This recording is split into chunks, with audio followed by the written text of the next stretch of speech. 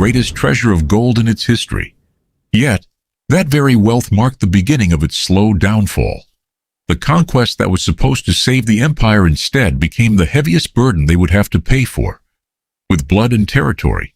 In the middle of the 1st century BC, the Dacian tribes living between the Danube, the Tisa, and the Dniester rivers were finally brought together under the strong leadership of a king named Burebista.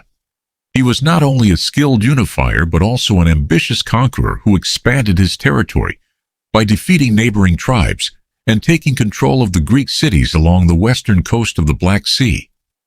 At that time, the Roman Republic was torn apart by a civil war between Julius Caesar and Pompey the Great.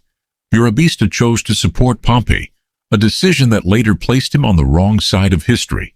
After Caesar's decisive victory at Pharsalus in 48 BC, Burebista suddenly became an enemy of Rome.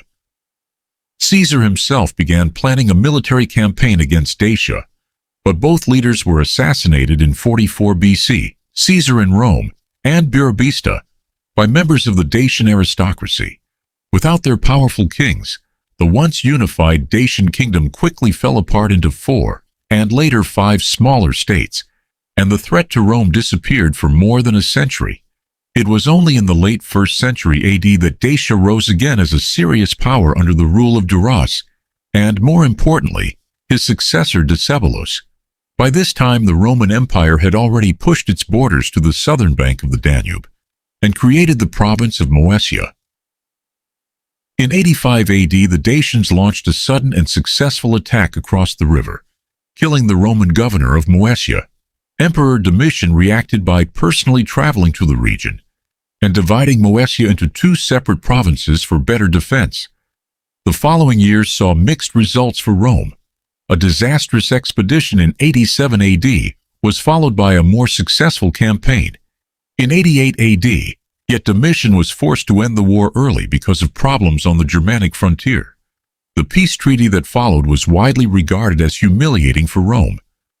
Decebalus received large annual subsidies and Roman specialists in return for keeping the lower Danube peaceful and allowing Roman armies to pass through his lands. This uneasy arrangement lasted for more than a decade, until a new emperor decided that paying a dangerous neighbor was no longer acceptable. After the Dacian attack on Moesia in 85 AD, Emperor Domitian took personal command of the situation and divided the province into 2 parts in order to strengthen Roman defenses along the Danube. In 87 AD, he sent a large army into Dacia under the command of Cornelius Fuscus, but the campaign ended in disaster. The Roman forces suffered a heavy defeat, and Fuscus himself was killed. The following year, a second expedition led by Tedius Julianus achieved greater success and managed to push deep into Dacian territory. However, Domitian was forced to interrupt the war because serious trouble had broken out on the Germanic frontier. With his attention divided and his resources stretched, the emperor had little choice but to negotiate with Decebalus. The resulting peace treaty, signed around 89 AD, was widely viewed in Rome as a humiliation. Instead of crushing the Dacian kingdom, Domitian agreed to recognize Decebalus as a friend and ally of the Roman people. In return for this status, the Dacian king received substantial annual subsidies in gold and silver, as well as Roman engineers, craftsmen, and military specialists who helped him strengthen his fortifications and improve his army. Although the agreement brought temporary stability to the lower Danube and allowed Roman troops to move more freely towards the Marcomannic front, many Romans considered it a sign of weakness. Paying a former enemy, and even providing him with technical knowledge, seemed like an admission that Rome could not fully control the situation. This uneasy arrangement lasted for more than 10 years, until a new emperor decided that the cost, both financial and psychological, had become unacceptable. By the time Trajan became emperor in 98 AD, the peace treaty with Decebalus had lasted for more than a decade, but it was increasingly seen as both expensive and humiliating. Several important factors pushed the new emperor towards a full-scale war. First of all, the Roman economy was under serious pressure. The rich gold mines of Hispania, which had long supported the empire's military spending, were beginning to run dry, At the same time, the cost of maintaining the army continued to rise, especially after Domitian had increased soldiers' pay by 1/3. Since Roman troops were largely paid in gold and silver, the shortage of precious metals created a dangerous strain on the imperial treasury. Trajan, a practical and ambitious ruler, understood that conquering Dacia could solve this problem by bringing large quantities of gold and silver under direct Roman control. There were also strong strategic and political reasons for the war. The Dacians were no ordinary barbarian tribe. They were organized, well-fortified, and capable of forming alliances with other peoples. Many Romans still remembered the attack on Moesia and feared that a strong Dacian kingdom could one day threaten the entire Balkan region. In addition, Dacia's mountain fortresses and legendary wealth of gold made it both a military danger and an extremely attractive prize. On a personal level, Trajan needed a major military success to strengthen his position. He was not related by blood to the previous emperors and had been adopted by Nerva only shortly before becoming ruler. A decisive victory against a powerful enemy would not only avenge Domitian's unpopular peace, but also give Trajan the prestige and legitimacy he required as the new Optimus Princeps. All these factors, economic need, strategic security, the lure of gold, and the desire for political recognition, combined to make the conquest of Dacia almost inevitable.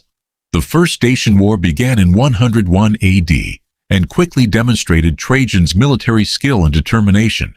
The Roman army crossed the Danube and advanced deep into Dacian territory, winning several important battles despite fierce resistance. After suffering a series of heavy defeats and the capture of his own sister, King Decebalus was forced to ask for peace. The treaty that followed was extremely harsh.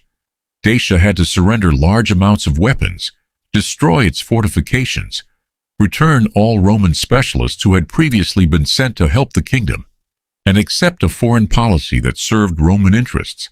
Trajan also kept the territory he had already conquered. Although the agreement appeared to bring Dacia under Roman control, it was clear from the beginning that neither side was satisfied. Decebalus regarded the terms as deeply humiliating and soon began secretly rebuilding his army and fortresses. When the Dacian king openly broke the treaty, Trajan launched the Second Dacian War in 105 AD with the clear goal of complete conquest. The main objective was the capture of the heavily fortified capital, Sarmizegetusa. After a difficult and determined defense, the city finally fell in 106 AD and was completely destroyed.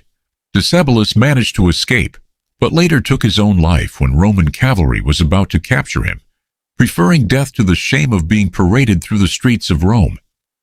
With the king's suicide and the fall of the capital, the rest of Dacia came under firm Roman control. By the summer of 106, during the campaign, the Romans also discovered Decebalus's legendary treasure, which he had hidden beneath the riverbed of the Stray and protected by killing the workers who had helped him. Although ancient writers gave exaggerated figures, modern estimates still suggest an enormous amount of gold and silver, enough to transform Rome's finances and fund some of Trajan's greatest building projects. The enormous wealth taken from Dacia had an immediate and dramatic effect on the Roman Empire. Ancient sources speak of vast quantities of gold and silver, and even the more realistic modern estimates suggest that Trajan brought back around 165 tons of gold and more than 330 tons of silver.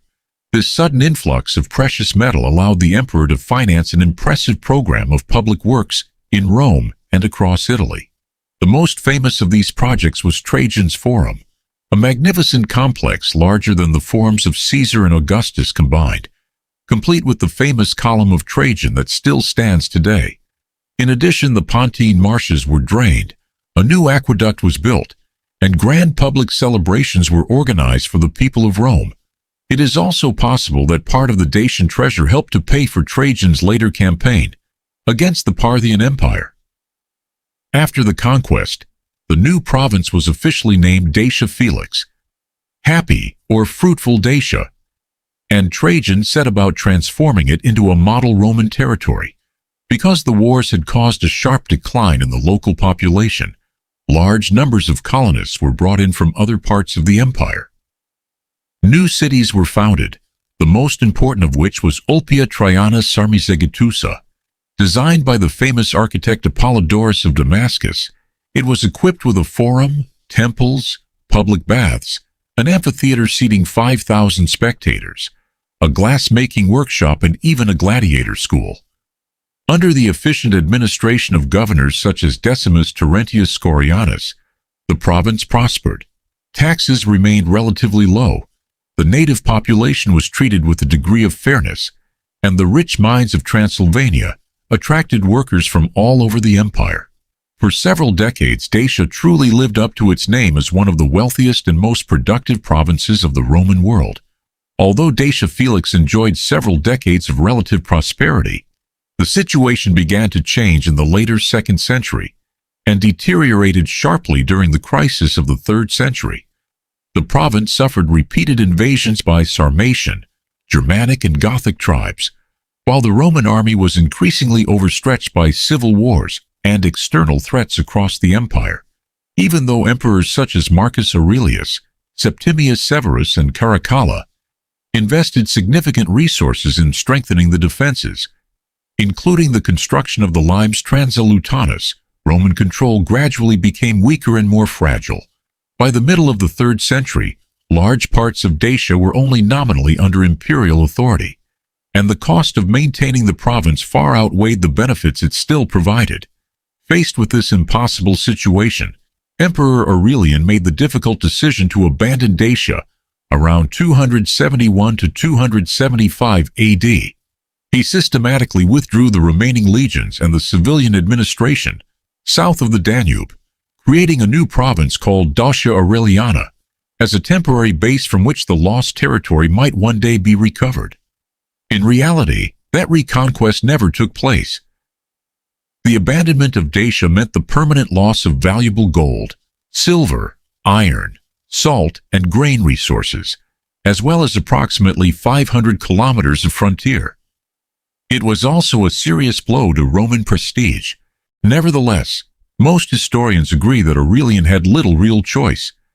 Continuing to defend an isolated and constantly threatened province would have risked the collapse of much larger and more important parts of the empire. In the end, Rome's richest conquest had become an unsustainable burden that the empire could no longer afford to carry.